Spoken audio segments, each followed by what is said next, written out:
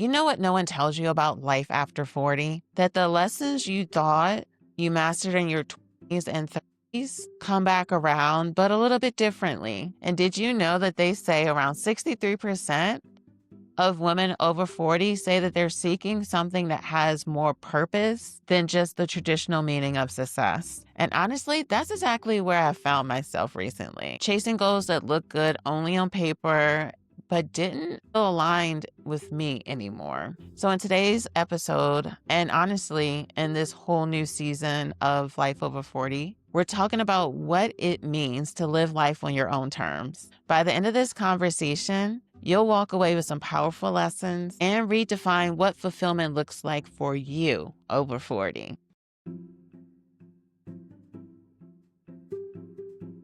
For those of you that are new to this podcast, I am a big reader. I wish I had more time, or I wish I made more time to do a lot more reading, but I still run an event planning business. And so I have previously talked about a book that I've read, and it was On Your Terms. But my other book that I just finished up, it was Issa Rae's book. And I wasn't sure what to expect with reading this book. If I had to be transparent, I love Issa Rae and what she's been able to build and how her success journey has been. But her book called I Should Be Smarter by Now, one thing really stuck out to me. And there were plenty of really great books. And for those of you that want a short, powerful read, I highly recommend it. And it was saying that authenticity isn't about being fearless, it's about being honest, even when your truth makes people uncomfortable. And that made me pause, because this whole journey with this podcast, I wasn't quite sure if I had a space in the ether of it all. And then it was also tempting to be like what I thought other people would want me to be with doing a podcast, instead of being authentic to the community I want to connect with and being authentic to just who I am, because I shouldn't have to be someone else to be able to attract a community. And let's be honest, many of us feel this way, especially for sometimes when we're over 40. We spent decades trying to be palatable, the good employee, the perfect mom, the one who never rocks the boat, and a people pleasing. I wouldn't necessarily say in my day to day I'm a people pleaser, because I really am not. But doing this, recording, doing videos, like I think I do get that when it's strangers, not day-to-day people. And what I realize is that when you own your voice and take back your power, whether it's in your business, your relationships, or in your creative expression like this, is ultimately an act of self-respect and you showing up for you. And that means that the person next to you doesn't need to have a life that looks like yours, and you don't need to desire a life like someone else's. It comes down to not being put to this pressure of what people expect of you, or you doing the things that people expect of you so that they accept you, and being okay with the fact that you don't have to. And that's what I found really fascinating about Issa's journey, is because the more authentic she was in her journey, that's how she had the success that she had inside of her life and her business and all of the things that she does. Is that I haven't personally seen anyone that's remotely the same as Issa. And if Issa showed up as someone else, she wouldn't have been able to attract what she was attracting. And it's so much more freeing to just be authentic. So with thinking about authenticity, this is when I have to think about it also from a biblical standpoint and lean into faith. Because when I was reading Psalms 139:13-14, it says, "For you made the parts inside of me. You put me together inside my mother. I will give thanks to you, for the greatness of the way I was made brings fear. Your works are great, and my soul knows it very well." And so knowing that God put us to, like, created us to be who we are, and it doesn't require for me to be anyone else to be able to show up the way that I was intended to be created. And so that verse is so powerful. It reminds me that your voice, your gifts, and your story were never an accident. Nothing about you is an accident. And you were designed intentionally to be you. And the world doesn't need a copy of anyone else, and the world doesn't need a copy of you. But we need to be true to the gifts in which we were created for. So it's important to remember to own your voice and the act of honoring the person you are. Like I am by nature, like I do not have this, oh my gosh, I'm not a bubbly person. So sometimes when I'm doing a podcast, I'm like, should I be like extra perky? And I don't feel like that's authentic. Like in my personal day to day life, this is how I talk to people. I'm like, let's talk. Let's share. I am a very neutral individual. Like even when I'm excited, I'm like, I am excited in this voice. There's gonna be some people that are gonna be turned off by the way I communicate, and that is a-okay with me. But I think it doesn't do anyone well by being something that I'm not, and it doesn't come off authentically anyway. And what I've had to learn through this process of doing this podcast, and just life in general, is that being authentic, it does require vulnerability. Like me sharing about my dreams, about me sharing the lessons I've experienced through relationships, family, failure, finances. Like it's one of those things that it's really required. In not being vulnerable, I think it just builds so much shame. It makes it heavier instead of just being proud of like what you get to do and contribute in this world because God like made you to be who you are. And I think you're dope. Like, and I hope you think I'm dope too. And once you realize it's not all about perfection because none of us are ever going to be perfect. But I think this is a journey that we're walking through. It's a journey that we get to learn from, to just get a little bit better each and every day. And the more that I learn to show up authentically, it's so much more freeing. Like, I don't need to go into this fancy podcast studio to do a recording. I can do it right in my apartment and be okay because you're not listening for an apartment. You're listening for the story. You're listening to hear something that can help impact your life, something that you are able to learn to apply in your life. And I think that sometimes we get so stuck on how other people started when we don't even know their whole background story. And that's the part about it too, is that when we're looking at everyone's lessons in life, we're looking at like their highlight reel instead of looking at the things that they're going through day to day. So one thing I just encourage you to do, like it may not look like doing a podcast and being authentic and showing up a certain way. I want you to think to yourself, how can you show up authentically this week? What's one small way that you can make a change in how you may be trying to adapt to others and your authentic self? And I would love for you to comment below once you do it and tell me, like, how did it feel when you did this? Another lesson that I've learned through this process, and I'm going to be embracing more with the next few seasons of this podcast, is just understanding that reinvention is not failure, it's freedom. Like, it's okay to reinvent yourself. I think there's something powerful in just not quitting, but allowing yourself to redefine and pivot. And I'm learning that starting over doesn't mean that anything is wrong. And it doesn't mean that I need to pull anything that didn't go the way I thought it was going to into the future. It just means that maybe I needed to shift, or it means that I'm just evolving. So if it's about shifting your careers, if you're having to rebuild your business, if you're walking away from something or someone that just no longer serves you, like reinvention is sacred work that you are allowed to do. Like I am not a quitter. And I'm going to say, I am not a quitter, but I will pivot. I will allow myself to evolve. I will allow for myself to lean into the things that I really truly desire, what's my truths in a specific season. And I'm just really owning that part of this journey. And I want to embrace the fact that success doesn't look the same. How I show up, how I dress, how I want to present myself, it won't look the same like it did in my 30s. Every pivot has really taught me that my purpose is shifting, what I value is differing, and understanding that each season is aligned more to the truth of who I am and how God has made me and the passions that are really put into my heart. And I've learned that in the pruning seasons when God allows for certain things to fall apart, and I'm okay with pruning.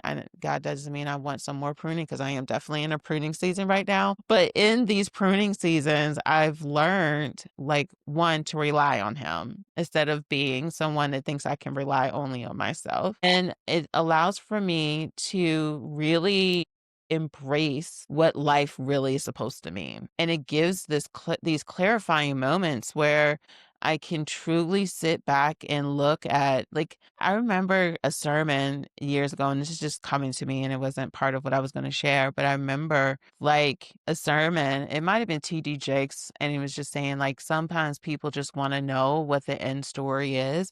But if you were told that you're going to have to endure the things you're going to endure, would you even have the courage to even go through it? And as much as we want to know all the twists and turns on our journey, instead of us actually enjoying the walk and learning what we're supposed to learn along the way. And this really connects to me when I'm thinking about the reinvention, is because as I'm going through the journey, there are going to be moments where you're going to feel down. There's going to be these moments where you're on these absolute highs and everything feels amazing and everything that's in between. But in these moments, you have clarity. I can look back at times where I'm like, oh, man, God, I see why I went through that.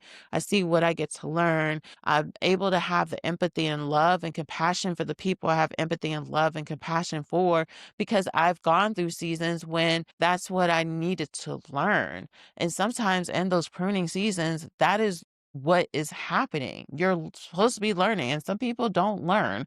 And so they continue to stay in those seasons, or it continues to chase them down. But hopefully we're learning as we're going through things. And when we're learning through them, we ultimately, I feel like we're better on the other side of it. And I had actual scripture that I thought would be really helpful for those of you. And it's going to Jeremiah 29:13-14. And it says, "You will seek me and find me when you seek me with all your heart. I will be found by you, declares the Lord." Ooh, that kind of like makes me a little emotional. Well, then, gosh, well, that wasn't expected. Okay, sorry about that. Got a little emotional for a moment. But that really ties into the humility in those challenging seasons. It's like seeking when it's not on your own strength. Like, that's the part about life. Like, some of you may not be believers. And if you are believers, and even if you're not believers, like, you're going to have challenging moments. The temptation to do it all on your own is like you're going to be put in these moments where it's like you realize you can't do it all on your own. And you find yourself in a place where you are tempted to be the God of your life. And you're trying to do all of the works to get the result that you want. And instead of going through moments where you're seeking clarity to actually become and embrace who you've been made to be. And this passage really reminds me that reinvention isn't about forcing the change. It's about alignment, because you have all the things that you need inside of you. It just comes down, are you going to allow yourself to grow and allow yourself to show up, allow for yourself to embrace the blessings that are intended for you? But it also comes down to, are you going to trust Him? Are you going to trust God, about things that you really want answers to? And are you going to allow Him to guide you along the way when you don't know what's going to be happening next? So when it comes to redefining and reinventing yourself, it is an emotional and spiritual journey. I mean, that's the only reason why I probably got emotional right now. It's just because I've been in a season, it's been a spell, and it is heavy some moments. But one of the things I've learned in these seasons is that if I put so much focus on looking at the problems, then I can't actually see the bigness and the goodness of God, because I'm making those challenges bigger than Him. And when I make those challenges bigger than Him, my flesh innately wants to go and make changes and be in control of everything else, which is just exhausting instead of just trusting. and leaning into him. And I want to encourage anyone else that is going through a season. I know we've had everything from things going on with layoffs and SNAP and financial challenges and the furloughs. I mean, it's exhausting just with all the different things that are going on. Or you might be one of those people right now you're listening to and everything's amazing in your life right now. And I love that for you. But there will be a moment when things aren't going to be that way. And that's totally okay as well. Because life isn't always about the mountaintops. Life is also going to be being able to see the goodness and experience his joy, even in the valleys. And I just want to encourage you to keep your head up. Better days are here and you'll see them. And if you need a scripture to keep you encouraged, definitely read Jeremiah 29. And it's so helpful. Like some days when it's heavy, I just listen to the Bible app and I'll have it reading like an audible on certain scriptures and I'll repeat it as many times as I need on a specific book just because I need to be reaffirmed so that I can remember that this season won't last forever. Another lesson that I really have been embracing is being present to the business of you. And this is one of the biggest lessons I've learned recently. I've learned that after 40 is that your life is the business you're running, whether you're realizing it or not. So every choice is an investment. Your time, your energy, your boundaries, and your relationships. Each choice is yours to take ownership to. And being present to, am I running the am I making the best decisions? And just like any business, you have to evaluate what's giving you a return. Is it that friendships are draining you or nurturing you? Is that habit serving your peace or stealing your joy? Because your life is your business. And I think the sooner we get clear of the choices we're making. As a believer, we have free will. As a non-believer, you have free will. And knowing that you have free will it's intimidating for me at sometimes. But ultimately, it comes down to what am I choosing? And not playing victim to the choices that I'm making or not making choices blindly because ultimately we get to choose. Am I continuing to participate in activities that are not aligned with the things that I'm wanting to fuel my life, to fuel where I'm heading, to keep me on path? It's really important to know these things. And this season is I'm encouraging you because we're going to be stepping into what I like to call the business of you. Because living life on your terms means creating systems, support, and self trust that align with the woman you are today, not the version of you that you have outgrew. So we're talking about who we are today, not who we used to be. We don't have to walk around with that old identity. Let it go. Let it go. Let it go. Be new. Choose to show up new. Choose to show up in a way that's going to be powerful. Choose to show up in a way that's going to be life-giving. So I want for you to think to yourself and reflect like on how do you manage your energy and time? Are you overspending in areas that doesn't serve you? Is it in conversations that are draining you? Is it doing things that just are leaving you not at the highest space? Is it consuming shows? Are you scrolling, doom scrolling, and how you feel after you doom scroll? It's like being present to that because that's how you manage your energy and time. Like I recently took Facebook and a bunch of other apps off of my phone. The only social media app I have on my phone right now is TikTok, and that's due to the fact that it's the one that I can easily put things up and then I repurpose it onto other platforms. I only do it that way. But I was like, you know what? I don't like exposing myself to content that's going to trigger me. Even when I have things that come up on my algorithm now on TikTok, I'll be like, not interested, or I'll just shut it down for the day. But I have to take responsibility to the things that I allow to change my energy and what I'm going to put my effort into. So I wanted to encourage you today to understand that one of your most valuable currencies and assets in your life is going to be your peace. Your peace, you deserve it. We deserve to have peace, hope, love, and joy. But if we're allowing other things and we're choosing other things that are going to take away from that, you deserve more. I'm going to let you know that. Like, you deserve more to that. You deserve better than that. So it's time to make the decisions to be able to have the shift that you're needing in your life right now. So this is where you think to yourself, if I am allowing individuals or even with family, like I have family members where it took me intentionally shifting how I am around that person so that I wasn't getting the opposite type of reaction where it was negative interactions with them.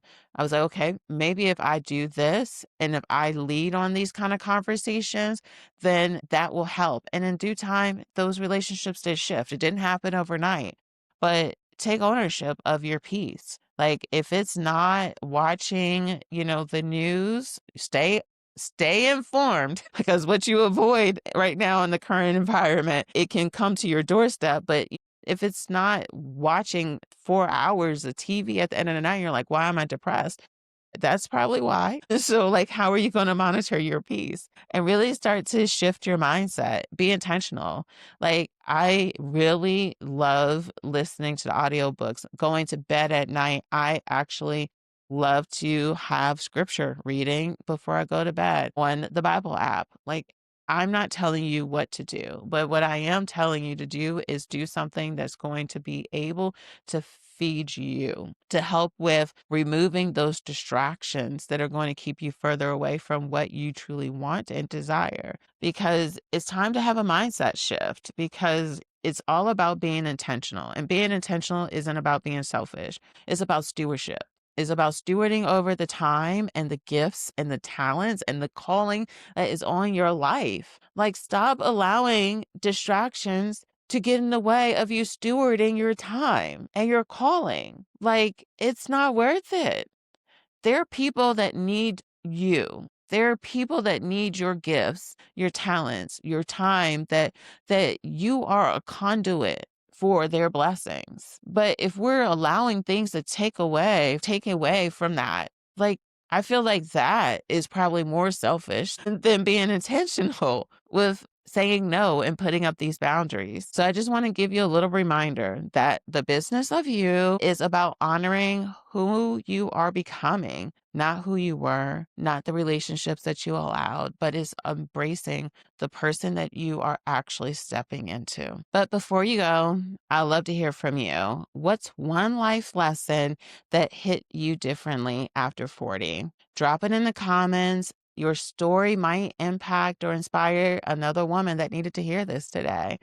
And if this episode has spoken to you, make sure you like, subscribe, and share this with a friend who is looking for a way to redefine this next chapter in their life. Because together, we're building a community of women who are finally ready to live life fully, freely, and unapologetically, and on your own terms. So the action steps that I want to encourage you this week on to do is to take the time to pause and reflect. Take 10 minutes to journal one area of your life where you've been silencing your voice. What truth needs to come out? Allow the freedom to just be able to think about it so that you're aware. And then once you're aware, I want to encourage you to pray for alignment. Read again Jeremiah 29:13-14, and ask God to reveal what season you're in and what you may need to release in this specific season.